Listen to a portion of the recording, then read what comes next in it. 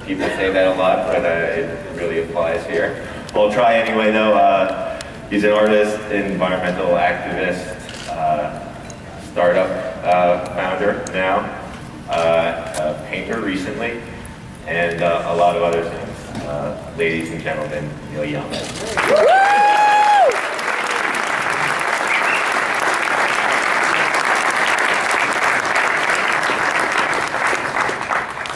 Thank you. Thanks for coming. Yeah. Thanks for coming. Great to be here. Hi, everybody. You want to sit down? So let's talk about first why you're here at CES this year. Well, we're launching PONO, and we've got our player now available. We have our website finished, and our music server finished. HI-REZ music server, the best music that you can get anywhere in the world. Right. Best sounding music. Right. And that's what this whole thing's about. It's just about the music. It's just about making music sound as good as it can. Right. And that's what we're here to talk about today. Yeah. I want to start a little bit at a few decades ago and about how your thinking has evolved with digital music. Because I remember you saying it years ago that you were a big fan of, and early on you were excited about the compact disc and the possibilities of it. And then obviously that's changed. Can you just take us through, maybe start somewhere in the 80s about when these new formats were coming and about how your thinking has grown? 1982 is when the CD actually started to make a dent, and everybody was impressed with the marketing. That it didn't have a lot of clicks and pops and surface noises and everything of the album, and we were quite impressed with that. In fact, you could play it really loud and it wouldn't feed back your turntable. Was also quite impressive to a lot of people. But very shortly after the initial buzz, we started to realize, well, okay, this hurts. When you play it back really loud, it really hurts. I mean, you can't do this over and over again. And a lot of us who used to make records at that time were used to listening really loud, because the analog has so much dynamic range that when it hits you with a full envelope of dynamics. Not all the sounds are sort of in the same neighborhood. They're coming from way back there and then hitting you in the face and everywhere in between all the time. So like anything that the body goes through, I mean, if you ask any long distance runner who's trained by running on asphalt, pretty soon as every step to being the same, it hurts your body. So that's what happened to people's ears. All these sounds at the same level started hurting. And this is something you noticed in the studio or just as a listener? I mean, I remember some of those early CDs were really hard to listen to. Yeah, they're brutal.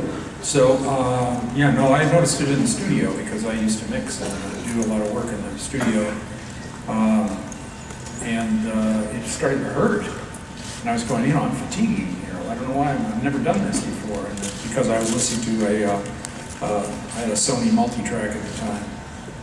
And that's what we were mixing from, and then we weren't listening to a CD while we were in the studio, we were making one, but we were coming from a digital multi-track, and that's what I noticed. So I started to turn on the CD at an early time, and started realizing my records sounded better than CDs, but realized also the marketing for the CD, and it wasn't as stark of a difference, but now we've slipped even further. I mean, I've watched, everything has gotten better in, movies, and although there is a school of thought that the old film is actually more rewarding to watch than the digital, which is impressive. The digital is a reconstitution of the image or the sound, and the analog counterpart would be a reflection. So the reflection of mirror reflection is more pleasing because it still has all of the variety. Nothing has been averaged out. Well, the film is a little softer too. I mean, the analog. I mean, it's Well, really, it's all the same thing. It's just a film, you can see it, people understand film, they can see it, and it gives them a representation. The digital is extremely sharp and clear, but that's because it's averaged, and there's each pixel is different. There's nothing, I mean, each pixel is one thing. And so it gives you sharp lines. So you get sharp lines also in the music, but that's not, music doesn't work like that. Music is, the ears are the window to the soul, so you have to feel. And the music makes you feel. Good music, well represented and well recorded, makes you feel. You have goosebumps, you cry, you have a visceral reaction. And that's what has been missing. And of course now we're in a downward spiral that is got to end somewhere. And I'm hoping that it's going to end with this. I'm not supposed to be getting this out of my pocket, but it's in my pocket. I'm hoping that we can end the downward spiral with this, with devices that do what this device does. This is only our first. This is a representation of what PONO is. This is a player that does everything that it's supposed to do. But we're going to make this technology, and the way to make this technology just public. Anybody can do this that wants to do it. And if they want to do it, they want to get certified by us, then we will review what they did and tell them, our engineers will tell them, yes, you did it right. You did what we told you to do, and you used the right components, and you built it into your phone, or you built it into another player, or into a stereo system, or whatever you did. And this is PONO, so we're going to certify you. And if you want to use the brand, then we'll be licensing you. So it's not a conventional approach. We're trying to be more open with it. We'd like to basically start a community of music lovers worldwide who are part of the PONO movement, which is bringing music back to where it can be and restores the art form to what it could be, so that future generations will be able to hear today's classics, by Adele and different people like that, great musicians that are out there, in a way that is representative of what the music really is, instead of having a museum full of MP3 clones of something. Can you tell me a little more about, backing up a little bit more about the different formats that people tried? I mean, you were involved with the DVD audio, I believe. I mean, I tried a lot of things. How did we get to this point too with digital? Okay, were there different places where you thought things could go in a different direction? Well, I always wanted to go as far up as I could, and that was, I wanted it to be as good as it could be. And that was what I've always wanted for my music and for my music listeners, and for everybody's music and for all of their listeners. So when the CD was the standard, we started realizing DVD audio. DVD was capable of doing much more than the CD, and it's another disc. So what's the difference? You get a DVD player instead of a CD player. But somewhere along the line, some people made some big mistakes and decided that DVD audio was going to be 5.1, and it was going to be like music surround sound. Right. And that didn't work because every house, well, almost every house, is run by a woman.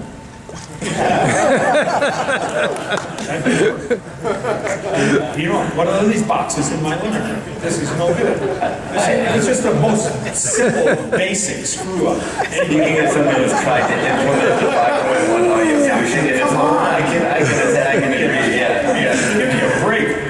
Yes.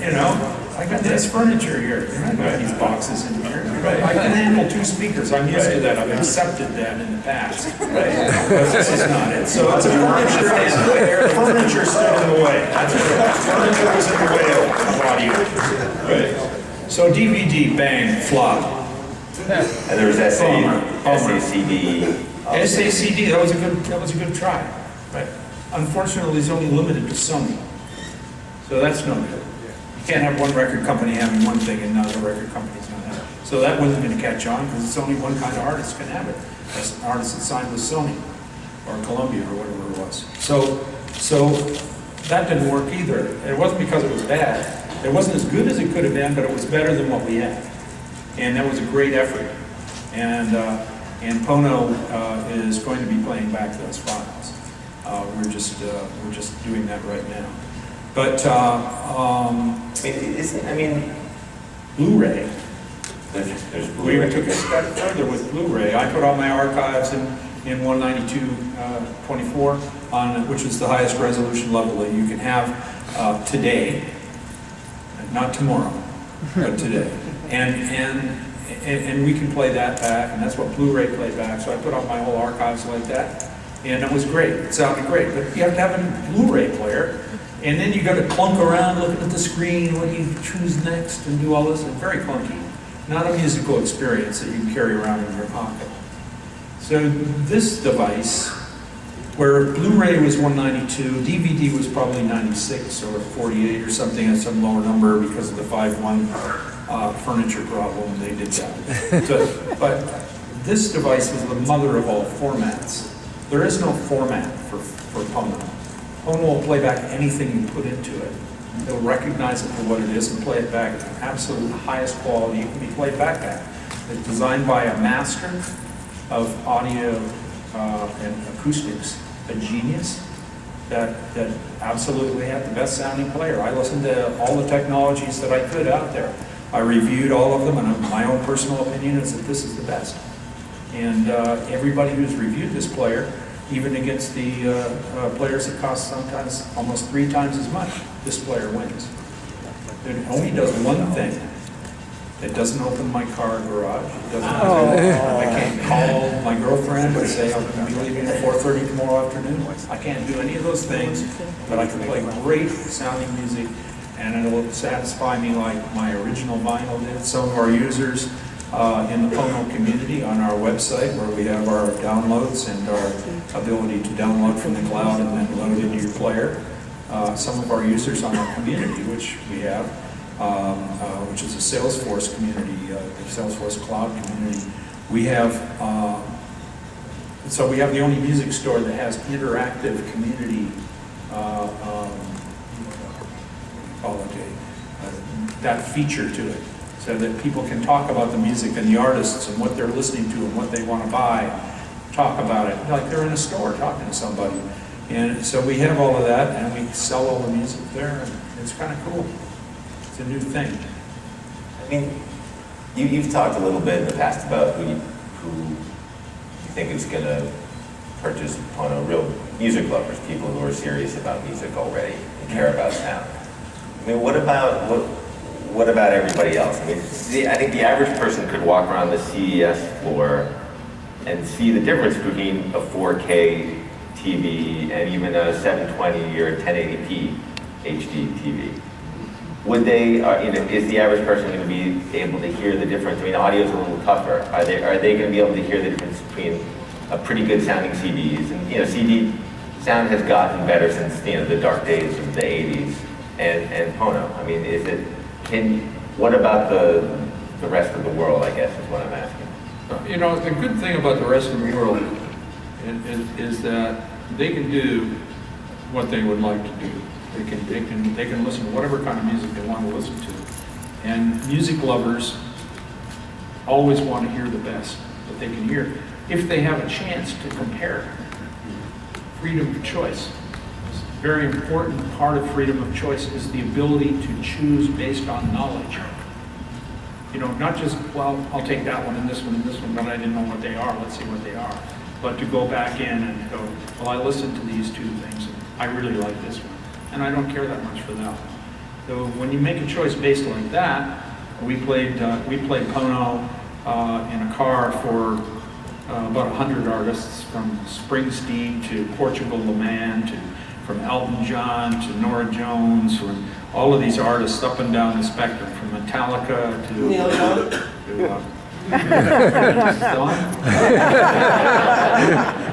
So anyway, no. The idea is, all these artists went, oh my God, we had this thing and it was called a revealer. We were going to put it on the player, but I decided not to. But it allows you to compare the same song and go from 192 to 96 to 88 to 44 to MP3 and go back and forth between them and just push the button, and the song doesn't ever stop, it just changes quality. every musician, you know, would blind whatever way they did it, they all went to 192. Only scientists didn't go to 192. They thought 96 was what anybody could hear because they analyzed it. So we went to record companies and we had the different people who were saying only 96. And well, if it's only 96, why did the musicians all choose 192? Who cares about science? It's music. Right. We're talking about how do you feel it. That's not science. Right. Right. That's not numbers. Well, I mean, you touched on that with what scientists say, and also, I mean, the fact is that probably since the launch of the iPod, you know, most listeners have settled for MP3s. I call it the drop of the iPod, not the it's okay. Is there any like bit rate to you that like an MP3 is acceptable? Is there? Yeah, great. You can recognize what song you're listening to. It's fantastic. You can pick any song out of your library and instantly recognize it, and it matches the title on your player. I think that's great. That's technology, and they did a great job with that. And it's fun. Hey, music is fun. You know, this is not a serious thing. So music is great. I love music. If people can't hear the difference between an MP3 and a high resolution file or a PONO file, I say, bless you. You know, you're doing great right now. You don't have to have anything else. And in fairness, I mean, I think you've written about, you know, listening to music as a kid on your tinny record player. I mean, you're not saying that's illegitimate. No, I'm saying that rocks. The source was great. That's what matters about when you're listening. If you have a pure source, which vinyl was, when I was listening on the little piece of crap record player I had, and I threw a 6-inch speaker as loud as I could play it, sitting in front of it with my head stuck almost down the speaker, then I was hearing the quality that was coming off the vinyl. It was distorted because of my player and everything was happening, but in the original thing, it sounded like God. It was a reflection of a real thing. So that's why nothing matters but the source. If you put bad things in between, like for instance, a great example is today's car radios or car stereo systems. A lot of them, if you plug something into them, they resample it. Even though they already have an analog output and they're getting an analog input, they'll put it through their sampling. So all the work that we would do to make something sound great, they do over again, and for as cheaply as possible. So that's one of the things that's happened. And it doesn't affect MP3s because they sound terrible anyway. But when you have something like PONO, we figured out a way to go around that. We don't go through all of that. As soon as you go into the system and recognize, oh my God, this is great. This is the best. Don't do any of the things to fix it. Stop doing that. Turn all of that off and go right to the other end and come out. Don't convert it. Don't process it. Don't do anything. Just go right from here all the way to here. You leave all the stuff you needed for the MP3 out of the picture. So that's simple. That's technology. We just eliminated all of the progress that was made for the last 20 years. Can you talk about good too? Can you talk about the kind of how you, the kind of first stages, your journey of actually starting PONO as a company? And like, I mean, didn't you at one point, weren't you talking to Steve Jobs actually? Yeah, I talked to Steve a lot about, you know, I wouldn't say a lot, that's an exaggeration, especially someone as great as Steve. I don't want to be taking advantage of that. But he loved music, and he had a really good, you know, phonograph system in his living room, listening to vinyl. And that's, okay, just sit, think about that for a minute. And I read in the New York Times actually he wouldn't let his kids use their iPhones at home. Well, he did. Yeah. He told me, he said, it's a consumer product. You know, I'm surprised at how many people went for it, the music on the iPod. We made it like another feature of the iPod. And everything in the iPod has got this consumer level bump to it. You can only get so good and it stops. And it's great. You can recognize the movie you're looking at. You can recognize the song you're hearing. You can actually read this little page. Everything's good. You can zoom in, zoom out. It's great. But it's not music. It's not music. It's a dedicated, it's a player that does everything kind of okay.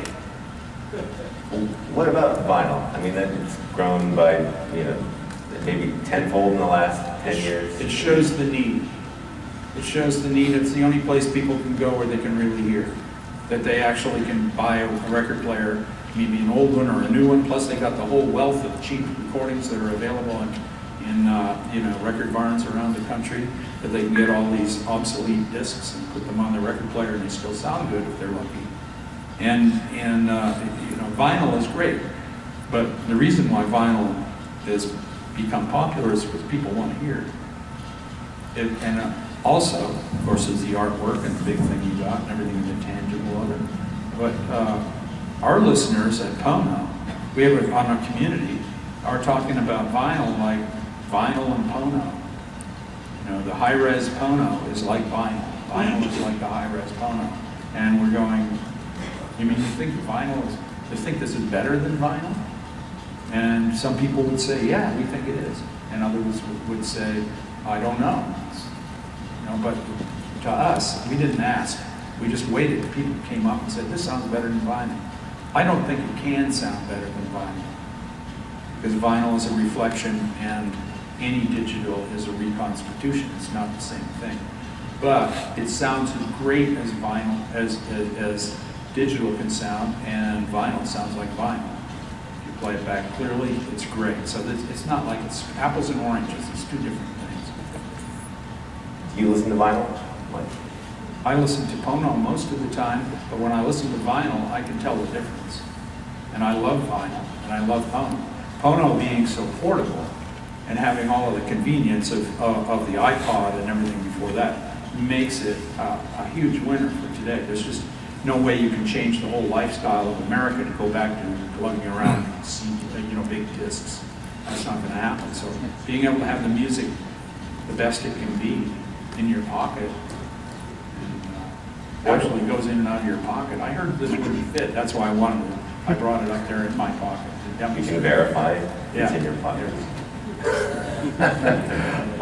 And then the last year, there have been a couple HD streaming services. Have you had a chance to check them out? Tidal, Sonos does some movies, or HD is like natural food.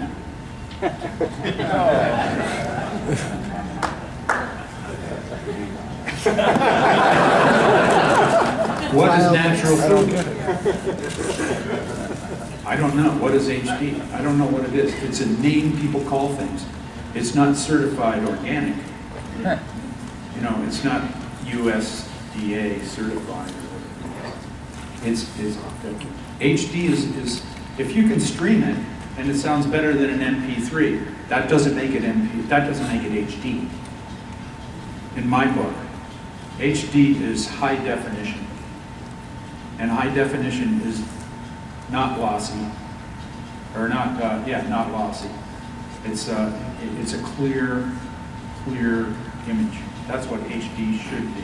But it's been hijacked as a marketing term, so I can't answer your question because I don't listen to streaming because it sounds like shit to me. So I don't know anything about it.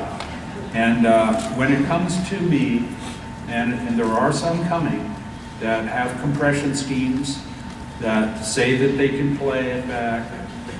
They can play back, compress down the HI-REZ files and play them back and have them sound big again.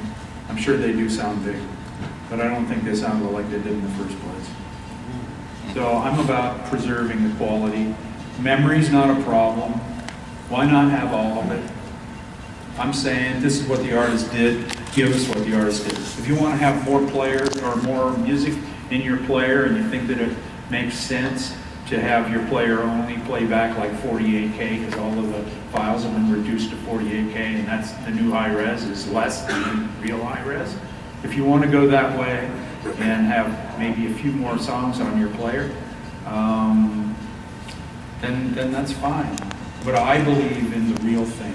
I believe in quality all the way as far as you can go everywhere you can go. There's nothing holding us back anymore. Memory is not a problem. This is holding like 1,000 songs right now, and it's not full. So what's the big deal? I mean, I go back to my computer and add a few more songs. Take away, maybe some kooky artist decided to go all environmental, and I'm not listening to that anymore. Take them off my own. Again, I'm going to talk run grand Drag, yeah.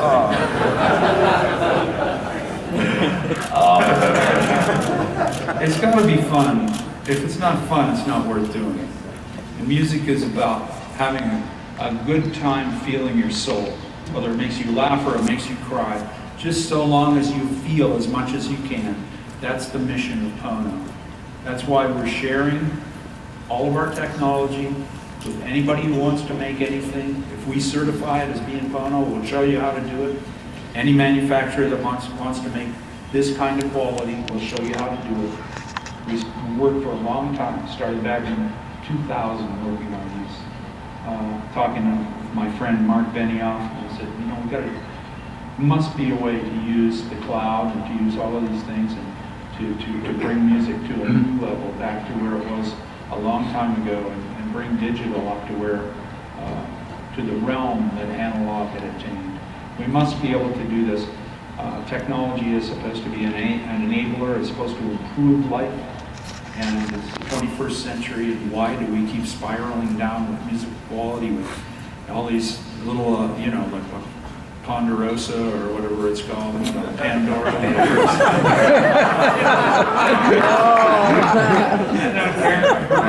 I don't care. I'm not going to be proud of it. I like the way good music sounds. That's why I'm doing this. It doesn't. Nothing else matters. If other people can make this stuff, it's great. We supply the music. We put the music out there so people can use it. And you can use it on any player. It doesn't have to be our player. We don't want to have our little IP stamp on this file that says, oh, this is our file, and you've got to pay us a percentage every time. No, this music belongs to everybody. It was made by the artists, sold through the record companies. If the record companies allow it and the artists allow it, this will play back the highest resolution possible. This opens the gate to what the artist did at the highest possible resolution. And there's just, you know, you make the choice. Do you want to use it or not? I heard actually on a side thing that it wouldn't be a big thing for Apple just to make the iPhone effectively able to play a PONO quality, you know, file. That'd be It wouldn't great. be, but they just don't. They've chosen not No, so to. far they've chosen not to. The beauty of this whole project is all we're doing is saying, hey, listen, it could be a lot better. The music world could be a lot better. And the music world's taken a huge dump. So maybe there's a connection. Maybe. I'm saying there is. So if Apple decided to do this, you know, maybe they do their own version, maybe they want to do this version, maybe we PONO certify their players or whatever. Whatever they want to do, it's a home run for music. Unless they screw it up to try to put something else on it and make it something that it isn't so that they can own it. I'm calling that out for what it is. That doesn't matter. You know, vinyl records were vinyl records, analog tapes were analog tapes. They got reproduced and sent out to the public, and everybody loved them. Then we had proprietary formats that came along. I'll put this away for that. Proprietary formats are not a good thing. They put a ceiling on everything. You can only go up to that level and then you stop. This, you can go as high as you want to go. The mother of all formats right here. What about all the recording studios being digital from the original source instead of analog? What do you think about that? Digital from the original source instead of analog? All the recording studios, yeah. Today? Yeah. Like Pro Tools recording studios? Yeah. Well, you know, that's an artist's choice. The artist has that available. They have 96K, they have a 48, they've got 192 available. They have everything available to make their choice. The palette they want to work with and what kind of resolution they want to use, that's an artist's decision. It affects the sound, it affects the final product. This can play back whatever the artist decides to do. It's an artist's decision. It's part of the creation. It has nothing to do with PONO. You talked about, I think in the past, one of the issues with vinyl now is that a lot of vinyl, new vinyl records are just rips and CDs practically. Is there Well, anything? there's a lot to be said for that because a lot of people make records as that they're going to come out on a CD, so that's what they do, and they do that, and then they just put on a vinyl version. So you have to check, and if it's possible to find out, which sometimes it is and sometimes it isn't, you can see that, oh, this is a 1644 digital master that has been converted